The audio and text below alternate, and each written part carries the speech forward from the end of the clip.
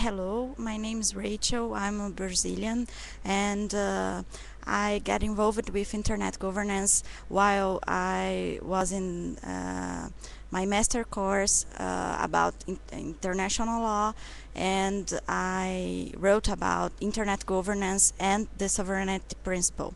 So since last IGF in Rio, I get really involved in many of activities, including Diplo Foundation course, which I've done this year, and I'm here with the crew. So I enjoy a lot. This is the last day in IGF India, which I'm also really happy, sorry, for the sessions and workshops. It has been a wonderful experience, and I hope Egypt can go further. Ok, bye bye. Não falei da participação remota. Pode falar.